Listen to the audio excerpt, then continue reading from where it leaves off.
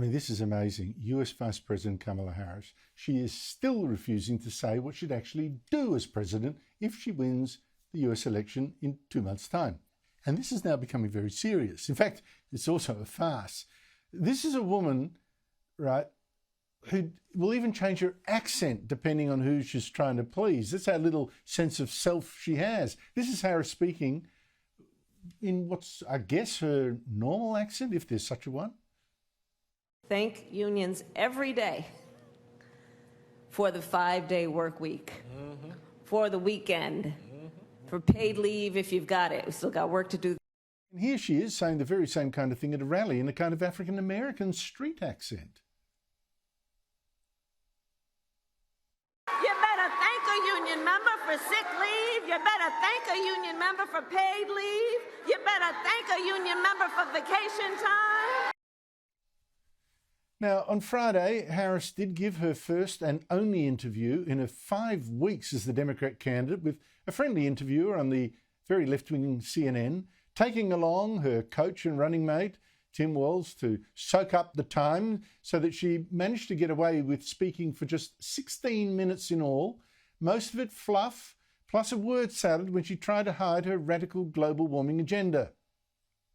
The climate crisis is real, that it is an urgent matter to which we should apply metrics that include holding ourselves to deadlines around time. Apply metrics to hold ourselves to deadlines around time. I mean, seriously. But let's just take one issue that she still doesn't explain: Israel. Now, the very left-wing Harris has said she supported Israel, but then hinted what some left-wing groups have claimed she privately thinks, that she will restrict, or could, US military aid. I'm unequivocal and unwavering in my commitment to Israel's defense and its ability to defend itself. And that's not going to change. And how it does so matters. Now, this is serious now because the Biden-Harris administration looks pathetically weak after Hamas on the weekend executed 6 of its Jewish hostages after making them first take farewell messages and Hamas propaganda. Now, one of those hostages who then shot in the head was actually an American citizen, Hirsch Goldberg, Poland. Yet President Joe Biden was, look, I think, absolutely disgusting yesterday in attacking the Israeli Prime Minister over that death. Mr. President, do you think it's time for Prime Minister Netanyahu to do more on this issue? Do you think he's doing enough? No. Netanyahu wasn't doing enough to talk peace with Hamas and get the hostages freed? That is rich coming from a bloke who's just spent the last couple of weeks on the beach, loafing. And where's Kamala Harris? Silent. Where's her running mate, Tim Walz? When journalists asked him about the murders yesterday, he said nothing and just walked away. What a pathetic, weak, unprincipled pack of showboaters. No backbone at all. Joining me is Sean Spicer, first White House spokesman of President Donald Trump. Sean Spicer, great to see you. Can you actually tell me what Kamala Harris's policy is on Israel? I mean, does she even have one? I see that Biden and Harris actually haven't done anything to rescue your own American hostage over there held by Hamas. You know, it's actually a very sad point, Andrew.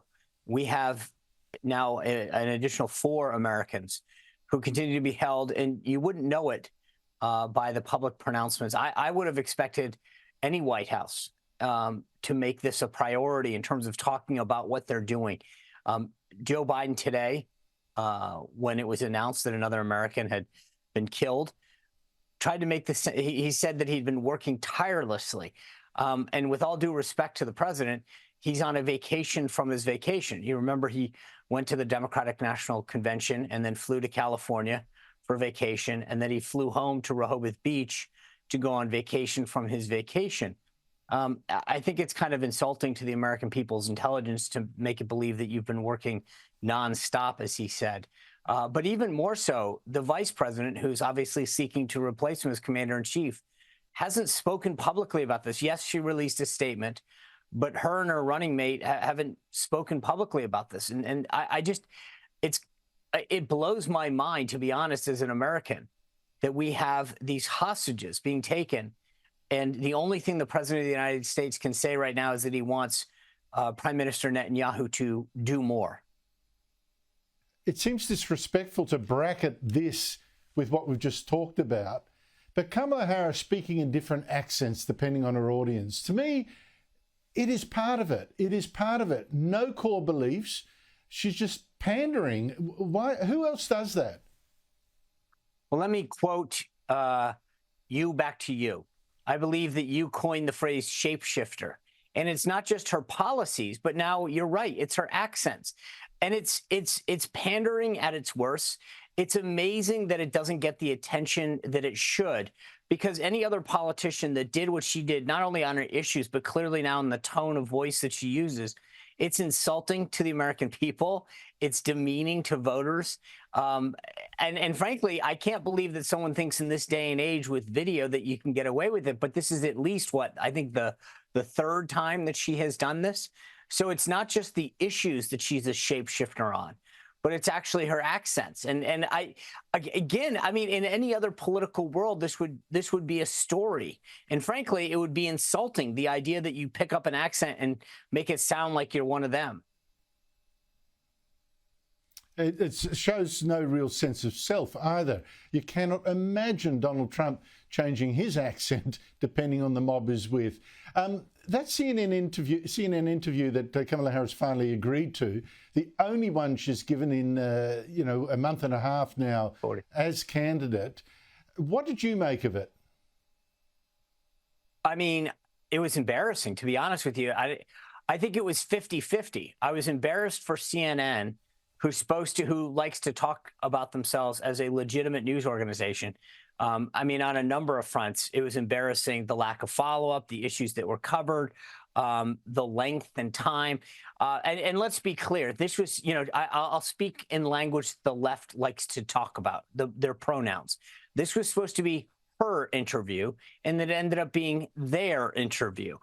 It was kind of pathetic that she couldn't handle a one-on-one. It looked like a mix between a parent-teacher-student conference that you have for a child and then a deposition. But she kept going back to, my values haven't changed. Well, then what did change?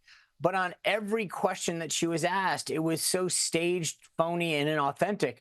I think that the funny part about that, Andrew, is, number one, you realize why they don't do them often. Number two, I don't think you'll see another one again, at least not before the September 10th debate. And number three is, it just continued to reveal how inauthentic she is. I think she did more damage than good by this interview. There were so many voters that I talked to that said, I was on the fence to vote for her. I don't like Trump. I just can't vote for her now. She really did some damage with that interview. Well, I thought so. She's a diminutive woman to start with, but then to have, this big bloke, Walz, next to her, it really dwarfed her. And I think a lot of people have missed what he was really there for. It wasn't just as a coach or a comfort animal or something like that, a comfort pet. It was so that some questions would be directed to him to just soak up the time to minimise how many opportunities she'd have to stuff up. The polls are finally shorn. The media keep promoting ones. I mean, the Drudge Report has turned into a fully fledged Vote Kamala operation. It's a shadow of itself. But the media keeps promoting polls showing Harris leading Trump everywhere. But I actually see respectable polls showing she's behind in many of the states she actually needs to win. How do you see it? Well, look, I think we always knew it was going to be tight. Once they got rid of Joe Biden, the reality is that it was going to be a tight race from the beginning. We've had 2 cycles of tight races. But here's the glimmer of hope for Trump more than anything else, because in the final 60 days, we'll go back and forth in the various battleground states, who's up, who's down.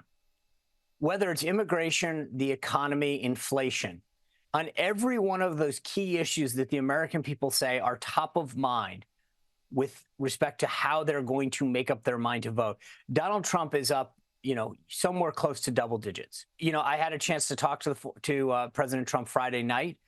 We talked a little about policy, but he gets this. And I think the more that we see it down the stretch. I would expect to see more focus on those key issues because he wins on every single one of them.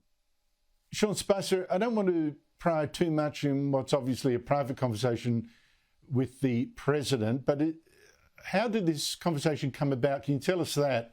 And perhaps your side of it, what you told him and whether he got it. Yeah, well, again, I've always said that I don't reveal my conversations with him. What I will say is I was with him briefly on Friday night. We talked about the upcoming debate. And I will tell you this. Number one, he always rises to the occasion. He knows what's at stake. We discussed that. He tactically knows what he has to do, and I'll leave it at that. And he knows tactically what she's going to try to do. So I feel very confident in him going into this debate, knowing what he needs to do, knowing what he expects her to do and how to avoid those traps. So I actually do expect a strong debate performance from him on September 10th. I tell you what, Sean, I bet you told him what she will do is look for the opportunity to say to you, I'm speaking, please. Which she did to my... You and I, Andrew, I will tell you this right now. I think we think very alike. How's that? Good on you, Sean. Sean Spicer, great to see you again.